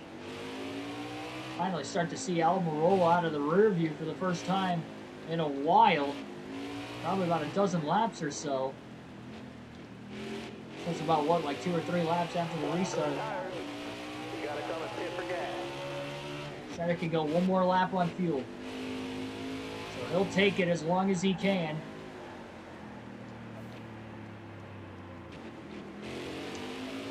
Almirola within 3.5 seconds. See if Eric will pit this time.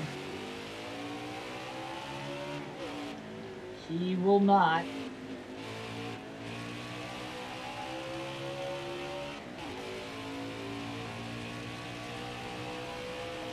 Six to go here at Indy. Still 3.5 seconds. Watch those tires. 6% left on the left front. Didn't lock the tires or wheel hop into turn 1. Great corner. Going through the gas easy through turns 2 and 3. Pushed a little hard off the exit of 3 into 4. Actually got it to stick. Working back to the gas now. Not bad through 5 and 6. Actually, this is probably one of the best laps he's ran in the last 3 or 4 laps combined. Bring it up pit road here. We're almost out of fuel. You got the end of the braking zone in 7. Slides a little bit, but gets it to stick. He's trying to widen the gap out a little bit before entering the pits on Almirola. Schneider will pit this time. We'll have 5 laps to go in this race when he cycles off the pit lane. drifted his way all the way through turn 10.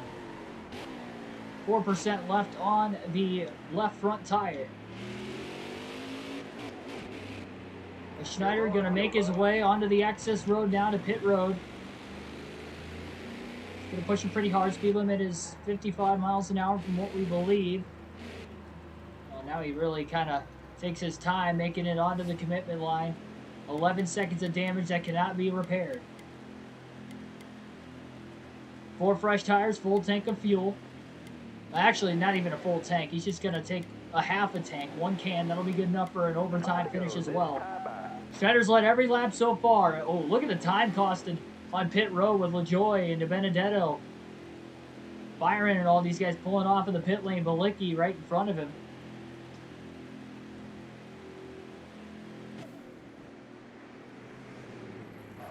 And a 15.6 second stop during the first green flag stop of the day. It's only the 3rd pit stop total for all these crews.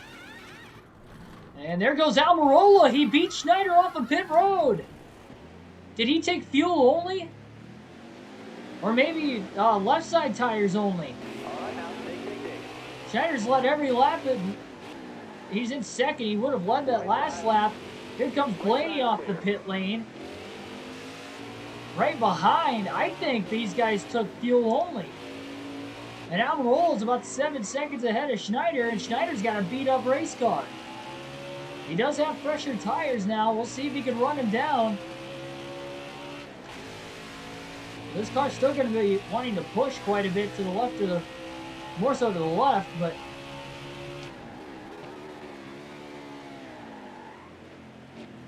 Almirola will have lap traffic in front of him before the end of the race. It might be a couple laps yet.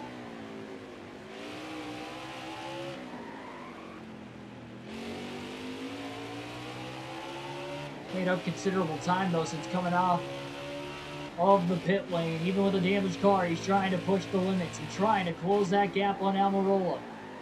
He has led every lap today until this one to the start-finish line. It looks like Almirola is going to lead.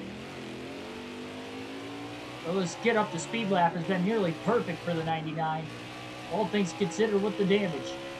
First lap led of the day that wasn't from Schneider. Almirola leads with 4 laps to go here at the Indy Road Course.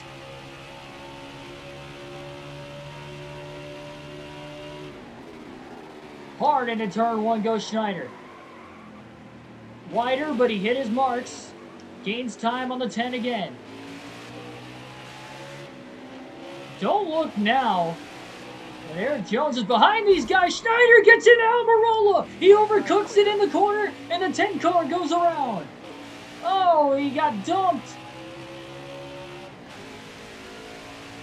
He gets corrected, and I believe he'll hang on to second. How much damage did that give the 99? And will we stay green? Almirola's in second. Look at this line of lap traffic in front of Schneider. And he's going to have to be careful with all the damage to his car. Schneider overcooked it in turn 4. Almirola went around. We stayed green. Nobody else was involved, and he got the car back corrected again. Oh no, there's trouble. Contact, it looked like. I think they're all right. Into turn 11. Look at this traffic, 2 by 2 in front of the 99 car.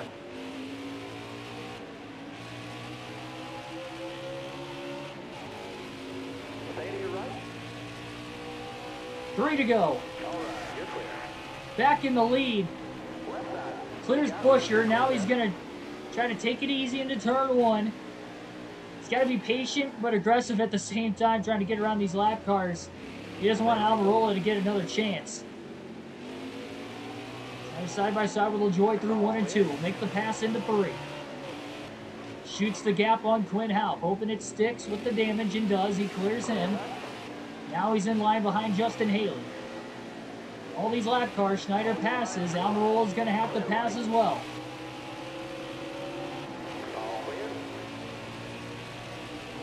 I overran 4. I was coming in hot. I tried to get out of the way and miss him to the outside at least. And I clipped him in the left rear. Oh, I feel bad for that. We could have passed him cleanly. I was just a little too aggressive, and I accidentally got into him.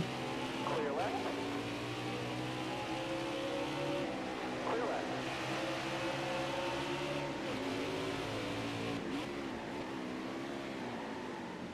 More side-by-side action between Bobby Carter and William Byron up there. Schneider on the outside of Brad Keselowski. Turn 13 now into turn 14, coming to 2 laps to go. 9-second lead. Blaney's only a second behind Almirola now after that spin from the 10. Off the front bumper of the 99. 2 more laps. Will they get to the white flag?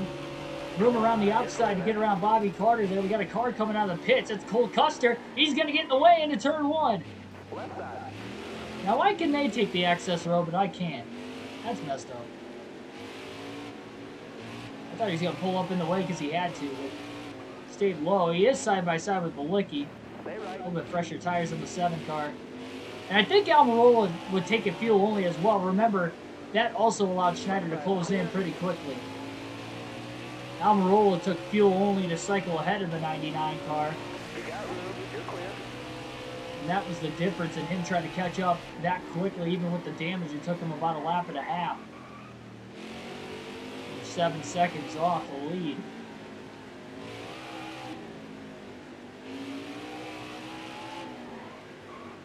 That's about 20 lap pressure tires here at the Indy road course. Any road course are really hard. Most racetracks in general, that's a lot. But with it being a road course, it takes over a minute to get around. Almost a minute and a half. That is crucial. A couple more corners and then Schneider will get to the white flag. Blaney is starting to put that pressure on Almirola. He's a half a second behind him. White flag in the air, 1 lap to go at the Indianapolis road course. And what was a lot more wild of a finish than what a lot of people anticipated here tonight, including myself. Schneider still won the first 2 stages. He's going to go on to lead all but 1 lap in this race.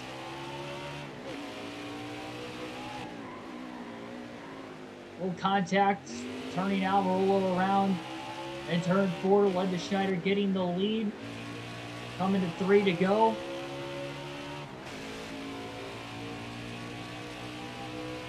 And we'll see if he can pull off the Indy doubleheader sweep with the Brickyard 400 tomorrow, assuming he gets through the last half a lap okay here in this one. Remember his turn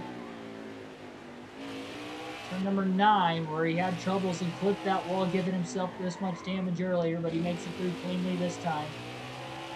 Got another lap car up here. I can't tell who it is. It might be Ryan Priest, but whoever it is, he's not going to even worry about passing if he even gets to him. Yeah, it is Priest in the 37. Made his way up to 23rd. Schneider going to catch him in turn 13, but he'll let him go. He's got a huge lead.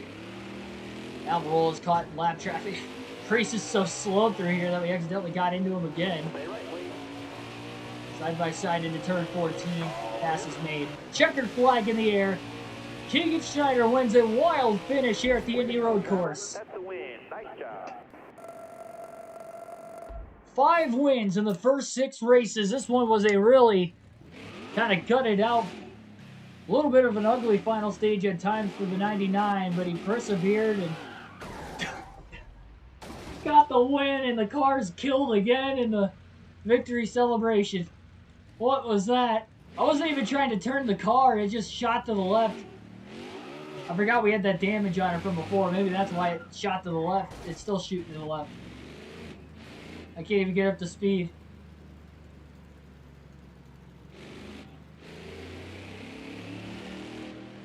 Oh, jeez.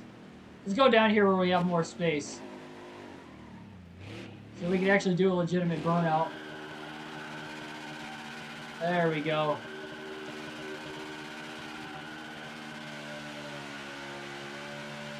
I know it's early in the season, but he's added road courses under the schedule. Schneider's looking like the road course king here early on.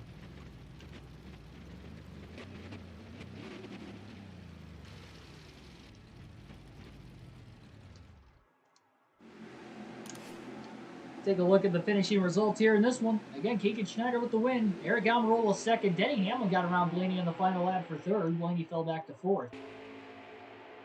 Ricky Stenhouse Jr. finished fifth. Kurt Busch sixth. Joey Logano seventh. Kyle Busch eighth. Martin Truex Jr. ninth. Ryan Newman rounds out the top 10. That might have been one of the cautions we had earlier in the race between Reddick and Bubba Wallace there. I don't know what happened, but we did have two cautions for incident. One at the end of stage one and one a little past halfway in stage two. No caution in the final stage, at least, in this race, though unfortunately Almirola got dumped with 4 laps to go while Schneider was battling in for the lead. Almirola on older tires. Schneider coming from a 7-second deficit on about 20-lap pressure tires. Got to him in a lap and a half. And, that was a good call, though, by Almirola to go older tires. I know he didn't hang on, but he got him a huge lead, and maybe he could have battled Schneider there for a few laps. We never will know. Schneider got to him and accidentally dumped him in turn 4. So I feel bad for that. But luckily, we made it to the end with that heavily damaged car. Without having to repair it, because I don't think we would have had a chance to repair it.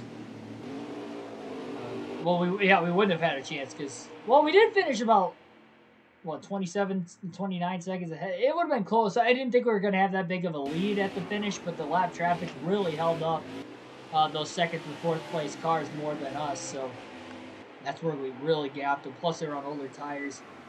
There was the dump in turn 4. I feel bad.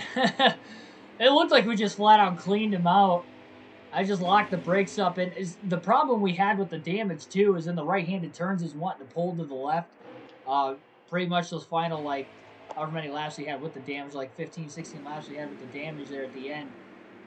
And so I think going into that right-handed corner, it didn't help that it was coming in hot, that it was wanting to pull to the left automatically. We clipped him in the left rear. Oh, well. And we won both stages again, too. So max points day. Take a look at the regular season standings. Look at that. Gigantically, now over 100 points already, just 6 races into the season. As we go to the Indianapolis Motor Speedway again tomorrow night on the channel for the NASCAR Heat 5 Career Mode for the Brickyard 400. Crown Jewel event. One of the Crown Jewels that Keegan Schneider has not won in his NASCAR Cup Series careers. He has won at the Indianapolis Motor Speedway on the road course here today, though, and there he is in victory lane for the Pennzoil 150. Man, oh man. It had a lap time of 1:24.6. That is just insane. 1 minute, 24 seconds, 0.6, that is. Oh, it doesn't have us in, the new victory. Wait, where are we standing? Hang on. Hang on just a second here. We are not even in victory lane. We're on the asphalt below victory lane. I want to get up on that little, you guys know, they pull the car up, and then it's the new victory lane at Indianapolis, where, the stage rises, and then you're on top of the stage. Or you get on the riser, and the riser rises you up with the car, and then you roll it onto the stage. We're not actually in victory lane. We're in, the back of pit road. We might even be on pit road. I don't even know. No, we're not on pit road. The cars are behind us. But we are definitely not in victory lane. Maybe we'll have that animation for the Brickyard 400. Maybe they're just waiting for the main event for the race weekend. I don't know. There it is. minute 24.631 was our fastest lap of the race. 61 of the 62 laps led here today. Very close to leading every lap for the second time in our career. But it just goes to show how hard it is to do it. But we did come close, and the fact we've led all but 1 lap on a road course this year is just insane. I can't remember exactly where the next road course race is. I want to say it's Road America. It might be Mid-Ohio. I'm not entirely sure. But regardless of the fact, we still got a few more left in the regular season, and we got 2 more in the playoffs as well. Like, share, and subscribe for more daily NASCAR content. Not sure on the start time for tomorrow night's stream because I do have to work. But we will end up running that race tomorrow on the channel. And we will have a lot of fun with it, as always. So I'll see you guys tomorrow night. Enjoy the race highlight video that I uploaded earlier today from yesterday's Michigan race, live from the grandstands, as well as those other smaller clip videos from the race, the finish, my reaction to getting to see my favorite driver, Ryan Blaney, win in person for the first time ever after 23 attended Cup races and at 17 different tracks. Finally, he got the job done. But thanks, everybody. Enjoy the rest of your night. Enjoy those videos. Hopefully you enjoyed the stream as well. And I'll see you again tomorrow night for another stream.